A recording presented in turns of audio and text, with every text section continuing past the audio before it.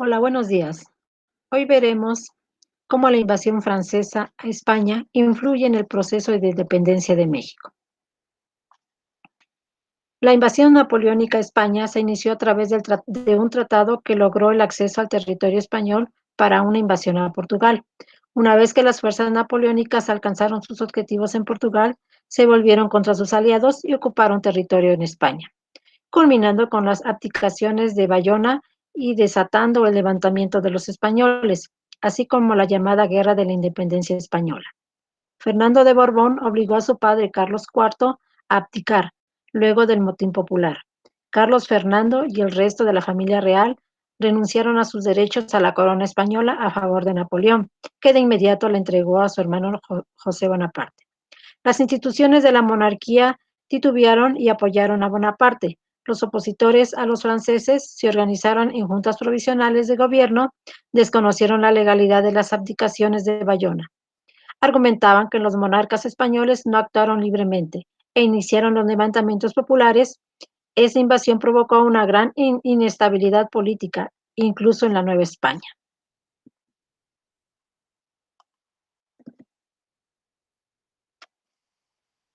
El inicio de la independencia.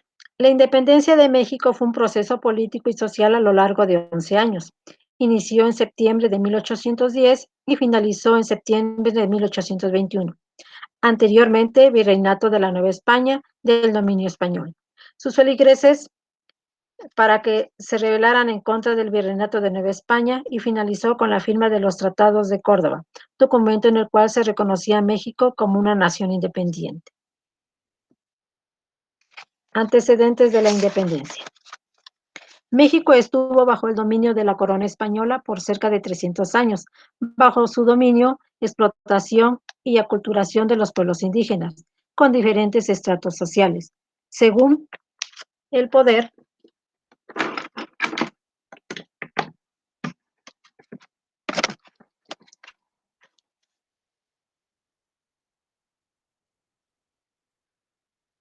se privilegiaba y asignaba mayores beneficios a los aristócratas españoles, mientras que los criollos, mestizos e indígenas eran los más desprotegidos, explotados y desfavorecidos.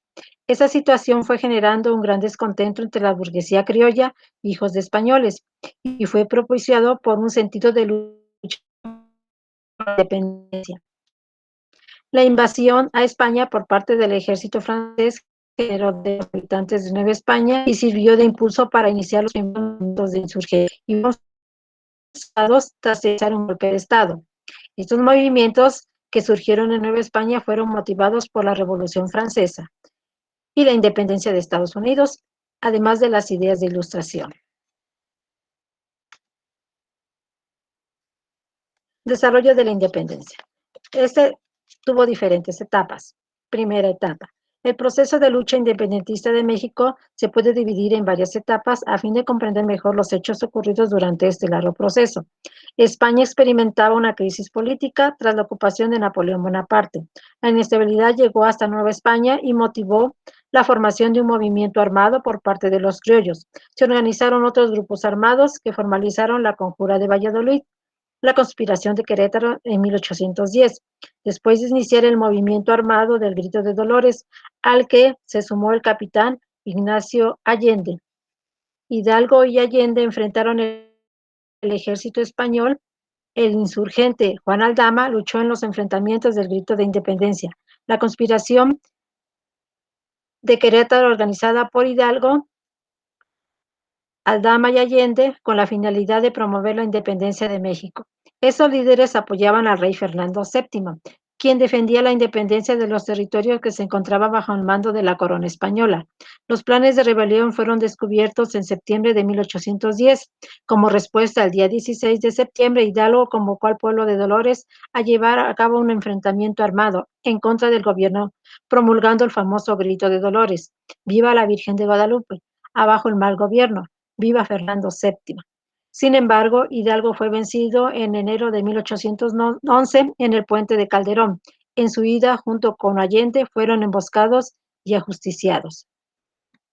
Segunda etapa. Tras la muerte de Hidalgo, Aldama y Allende, quedan dos importantes líderes: el sacerdote mestizo José María Morelos y Pavón e Ignacio López Rayón.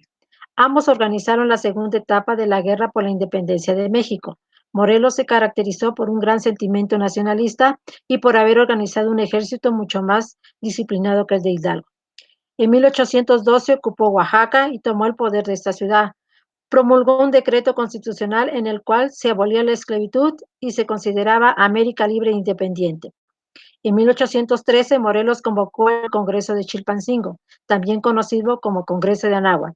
Fue el primer congreso independentista donde se leyó el documento Sentimientos de la Nación, el cual se consideraba como un antecedente de la Constitución de México. El Congreso de Anáhuac concluyó la redacción del Decreto Constitucional de la América Mexicana o Constitución de Apaxingán. Tras alcanzar varias victorias, en 1815 Morelos fue capturado y luego ejecutado. Tercera etapa. Después de la muerte de Morelos, se viene una difícil etapa en el proceso de independencia. Los diversos grupos armados fueron dirigidos por varios compañeros de lucha de Morelos, como Vicente Guerrero, Guadalupe Victoria, Francisco Osorno y Francisco Javier Mina. Sin embargo, un poco antes de estos hechos, en 1814, el rey Fernando VII había vuelto a tomar el poder absolutista y derogado el decreto constitucional de América Mexicana. Esta situación alertó a los aristócratas, criollos e insurgentes en México, que finalmente se unieron para luchar por su soberanía e independencia. El nombramiento del nuevo virrey de Nueva España, Juan Ruiz Apodaca, que impuso una política de indulto y la firma del Plan de Iguala o de las Tres Garantías en 1821. Cuarta etapa. Tras 10 años de enfrentamiento, el virreinato de Nueva España atravesaba un difícil momento social, político y económico, y la restauración de la Constitución de Cádiz en España estaba en contra de los intereses de los aristócratas criollos.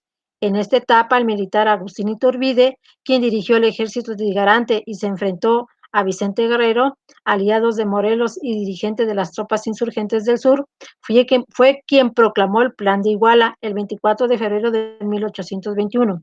Asimismo, Iturbide logró convencer a don Juan Donojú, jefe político de Nueva España, para firmar el documento Tratados de Córdoba, en la ciudad de Veracruz, para así declarar definitivamente la independencia de México el 27 de septiembre de 1821. Entre el ejército trigarante a la Ciudad de México se consuma la independencia mexicana. Y con ello vienen las primeras décadas del México independiente.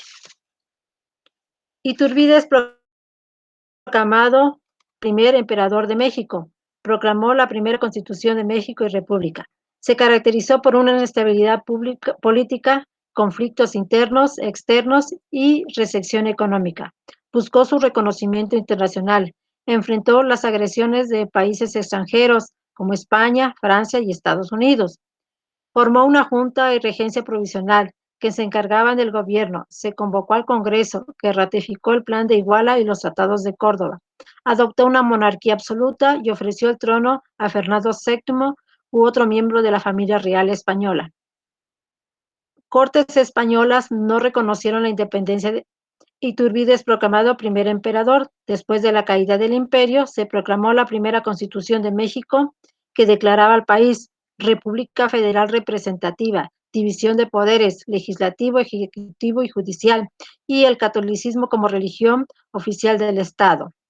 Y surgen los conflictos.